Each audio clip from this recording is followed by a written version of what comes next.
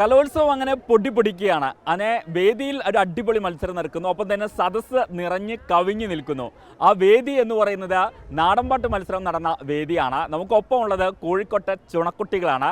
കൊയിലാണ്ടിയിലെ വിദ്യാർത്ഥികളാണ് ഇവർ. എ ഗ്രേഡാണ് ഇവർക്ക് കിട്ടിയിട്ടുള്ളത് നാടൻപാട്ട് മത്സരം. അപ്പോൾ റിസൾട്ട് വന്നു അല്ലേ? കുറച്ചുകൂടി ഉഷാറ് പോയിട്ട് റിസൾട്ട് വന്നോ? എന്താണ് റിസൾട്ട്? ഒന്ന് ആഘോഷിക്കണ്ടേ? എങ്ങനെയാണ് ആഘോഷിക്കുന്നത്? ഒരു ആർപ്പോ വിളിച്ചാലോ? 1 2 3 ആർപ്പോയ് ആർപ്പോയ്. യെസ്, അപ്പം നാടൻപാട്ടായിരുന്നു ഇവരുടെ മത്സരം. നാടൻപാട്ടിൽ അങ്ങനെ മിന്നുന്ന പ്രകടനം കാഴ്ചവെച്ച കോഴിക്കോട്ടെ കൊയിലാണ്ടി ഏത് സ്കൂളാണ്? പന്തലായനിയിലെ വിദ്യാർത്ഥികളാണ്. അപ്പോൾ അധ്യാപകൻ കൂടിയുണ്ട്. മാഷ് ഒന്നും ഇങ്ങോട്ട് വരുമോ? ഇപ്പം ഈ നാടൻപാട്ട് നമ്മളിങ്ങനെ അപ്രതീക്ഷിതമായിട്ട് വന്ന് പെട്ടതാണ് ഇവിടെ. പക്ഷേ ഭയങ്കര ഓഡിയൻസ്, ഭയങ്കര അടിപൊളിയായിരുന്നു വേദിയിൽ. ശരിക്കും ഈ നാടൻപാട്ട് മത്സരം കൂടുതൽ ജനകീയമാകുകയാണോ? തീർച്ചയായിട്ടും നാടൻ പാട്ടുകൾ ഒരുപാട് പാട്ടുകൾ നമ്മുടെ മണ്ണിലുണ്ട്. അതിങ്ങനെ ദിവസവും എല്ലാ വർഷവും ഞങ്ങളെ ഓരോ പാട്ടുകൾ ഇങ്ങനെ കണ്ടെത്തി പുതിയ തലമുറയ്ക്ക് പകർന്നു കൊടുക്കാറുണ്ട്. ഈ വർഷം എന്തെങ്കിലും ഒരു തോറ്റം പാട്ടാണ് നമ്മൾ എടുത്തത്. കഴിഞ്ഞ വർഷം ഒരു കൃഷിപ്പാട്ടാണ് എടുത്തത്. അങ്ങനെ വ്യത്യസ്തമായ പാട്ടുകളുണ്ട്. അതുകൊണ്ട് തന്നെ നമ്മളത് കണ്ടെത്തുക, കുഞ്ഞുങ്ങൾക്ക് പറഞ്ഞു കൊടുക്കുക, അത്ര തന്നെ. നല്ല തോറ്റം പാട്ടിൻ്റെ പ്രത്യേകത എന്തൊക്കെയാണ് മാഷ്? തോറ്റം പാട്ടിന് അത് നമ്മളൊരു പ്രത്യേക കമ്മ്യൂണിറ്റിയാണ് അത് ചെയ്യാറുള്ളത്. ആ കമ്മ്യൂണിറ്റിയുള്ള കുറേ ആൾക്കാരാണ്, ഇതൊരു ജീവവായു പോലെ സൂക്ഷിക്കുന്ന ആൾക്കാരാണ് തോറ്റം പാട്ട്. മിക്കവാറും അതുപോലെ ദൈവികമായൊരു പരിവേഷം നൽകുന്നതാണ് തോറ്റം പാട്ടുകൾ. അത് എല്ലാ അമ്പലങ്ങളിലൊക്കെ അവതരിപ്പിക്കുന്ന ഒരു സാധനം.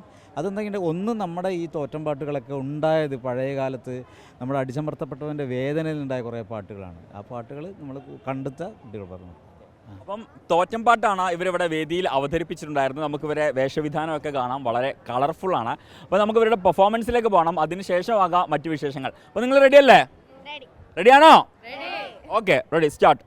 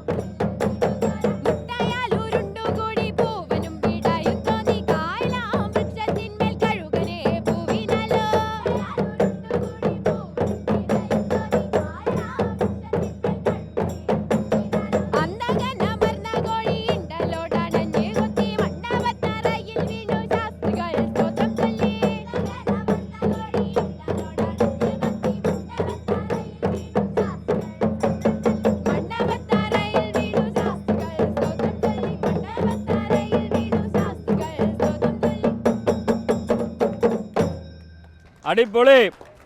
അപ്പം മക്കളെ, എത്ര കാലമാണ് നിങ്ങളെ പ്രാക്ടീസും കാര്യങ്ങളൊക്കെ ഉണ്ടായിരുന്നത്? ഇത് ഞങ്ങൾ ഓഗസ്റ്റ് തൊട്ടേ തുടങ്ങിയിട്ടുണ്ടായിരുന്നു. നിങ്ങളൊക്കെ ഈ നാടൻപാട്ടൊക്കെ പഠിക്കുന്ന ആൾക്കാരാണോ, പാട്ടുകാരാണോ, അതോ കലോത്സവത്തിന് വേണ്ടി മാത്രം പഠിച്ച ആൾക്കാരാണോ? പഠിക്കുന്നുണ്ട്, പിന്നെ നാടൻപാട്ടിനോട് ഇഷ്ടമുള്ളതുകൊണ്ട്. നാടൻപാട്ട് ഇഷ്ടമാണ്. എന്താണ് അപ്പം ഇനി ഇത് മുന്നോട്ട് കൊണ്ടുപോകാൻ തന്നെയാണോ പരിപാടി നിങ്ങൾ? അതെ അതെ. എത്രാമത്തെ തവണ നിങ്ങളെ സ്കൂൾ വരുന്നത് സ്റ്റേറ്റിലേക്ക്? രണ്ടാമത്തെ തവണ ഈ നാടൻപാട്ടിൽ. രണ്ടാം തവണയാണ് സംസ്ഥാന സ്കൂൾ കലോത്സവത്തിൽ ഇവർ സാന്നിധ്യം അറിയിക്കുന്നത്. 2 തവണയും മിന്നുന്ന വിജയമാണ്. അപ്പോൾ ഇനി കൂടുതൽ വേദികൾ ഇവരെ കാത്തിരിക്കുകയാണ്. അപ്പം കോഴിക്കോട് കൊയിലാണ്ടിയിലെ ചുണക്കുട്ടികളാണ് എനിക്കൊപ്പം ഇത്രയും സമയം ചെലവഴിച്ചിട്ടുണ്ടായിരുന്നത്. അപ്പം നാടൻ പാട്ടിൻ്റെ വിവിധ വ്യത്യസ്തങ്ങളായ ഭാഗങ്ങളാണ് നമ്മൾ ഈ സമയം വരെ കണ്ടത്.